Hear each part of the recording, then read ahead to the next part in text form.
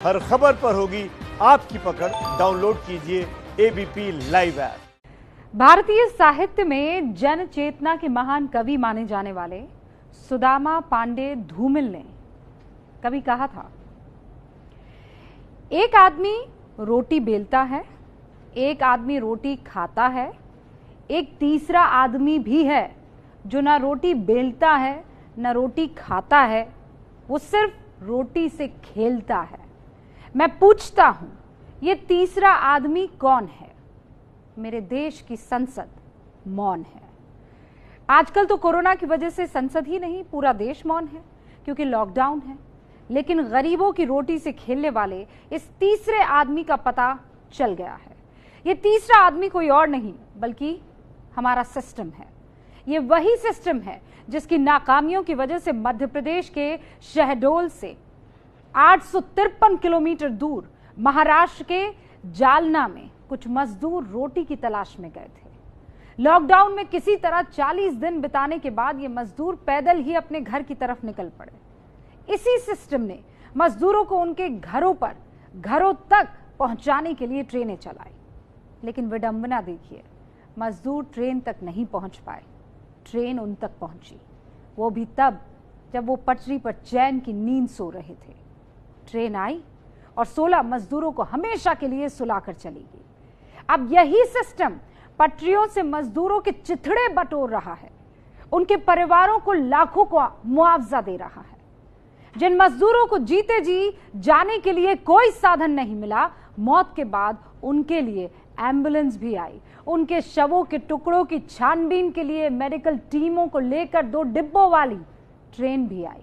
और सबसे बड़ी बात, अब इन मजदूरों के शवों को जो टुकड़े टुकड़े में हैं, बटोर कर एक विशेष ट्रेन से मध्य प्रदेश भेजा जाएगा। ये विडंबना नहीं तो क्या है? इसीलिए हम कह रहे हैं कि मजदूरों की रोटियों से खेलने वाला कोई और नहीं है, हमारा सिस्टम ही है। पूरी रिपोर्ट से पहले 5 हेडलाइंस देखिए। महाराष्ट्र के औरंगाबाद में रेलवे ट्रैक पर मालगाड़ी से कटकर 16 मजदूरों की मौत हो गई। मध्य प्रदेश के शहडोल और उमरिया के रहने वाले थे ये मजदूर। महाराष्ट्र के जालना में फैक्ट्री में काम करते थे। लॉकडाउन की वजह से बेरोजगार हो गए थे। पैदल ही ट्रेन पकड़ने भूसावल स्टेशन के लिए निकल पड़े थे। मध्य प्रदेश के मुख्यमंत्री शिवराज सिंह ने कहा, भारी पीड़ा में हूं। मृतकों के परिवारों को 5-5 लाख की सरकारी सहायता दी। महाराष्ट्र के मुख्यमंत्री उद्धव ठाकरे ने भी दुख जताया, कहा मजदूरों के साथ हैं, संयम बनाए रखे। प्रवासी मजदूरों के घर जाने के लिए मेडिकल सर्टिफिकेट बनाने का नियम महाराष्ट्र सरकार ने हटाया। अब यात्रा के समय करवाया जाएगा टेस्ट।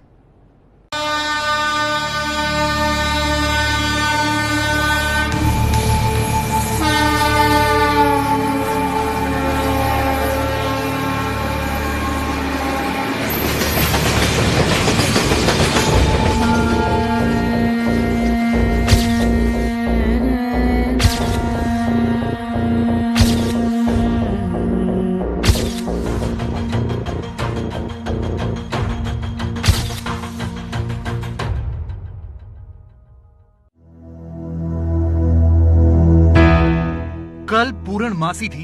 ये पूरा चांद कईयों के लिए सोशल मीडिया पर फोटो पोस्ट करने का बहाना रहा होगा। कुछ ने चांदनी रात में हसीन सपने देखे होंगे, लेकिन महाराष्ट्र के जालना से चले 20 मजदूरों के लिए ये चांद रात में पैदल चलने का सहारा था।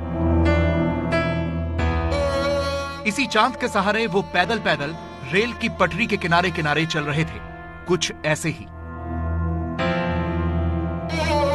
40 किलोमीटर पैदल चलने के बाद औरंगाबाद पहुंचने वाले थे। थककर चूर हो गए तो पटरी के ऊपर ही सो गए। बगल में चांद भी था, रोटियां भी थी, सुकून भी था कि अब घर जा रहे हैं। कुछ ने अपने बच्चों के, अपने परिवार वालों के सपने भी देखे होंगे, लेकिन इन सपनों पर मौत की चादर डालकर ये मजदूर सो गए। और फिर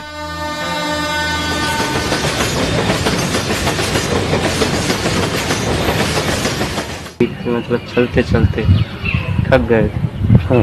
इसके बाद तक जैसे पानी प्यास भी लगे, पानी पीने लगे। पानी पीने के बाद फिर थोड़ी देर आराम करने के लिए बैठ गए। हाँ। तो थोड़ा जुम आ गया, मतलब आँख लग गई। हाँ।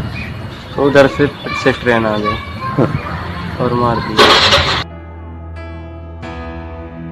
औरंगाबाद में हुए हादसे की पूरी कहानी बस इस एक तस्वीर में देख लीजिए।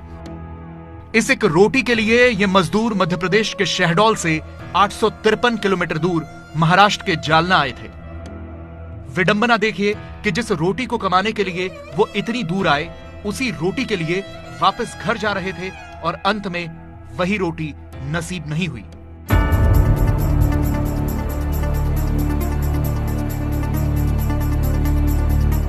इन रोटियों को गिनते जाइए। कल शाम को जब ये जालना से चले थे तो अपने साथ ये रोटियां बनाकर लाए थे कि रास्ते में कहीं खा लेंगे।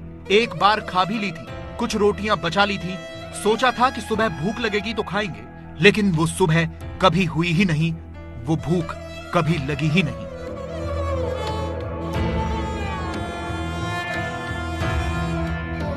रास्ते में उसी जगह पहली बार रुके थे कि या बीच में कहीं रुके थे? और बीच में और रुके थे। वहाँ क्या खाना गिना खाया? हाँ, एक रोटी खाए थे और बाकी रोटी रख लिए थे कि खाना मिले या ना मिले, तो बना के रख लिए। इन मजदूरों को औरंगाबाद से करीब 150 किलोमीटर दूर भुसावल जाना था। ये पता चला था कि वहां से गांव जाने के लिए ट्रेन मिलेगी, लेकिन उनका भोलापन देखिए। इन अनजान बेचारों को बस ये पता था कि लॉकडाउन में पैसेंजर ट्रेन नहीं चल रही। उन्हें ये अंदाजा ही नहीं था कि लॉकडाउन में मालगाड़ी चल रही है। अगर ये पता होता तो ये रेल की पटरी का बिछौना बनाकर ऐसे हमेशा हमेशा के लिए सोते नहीं।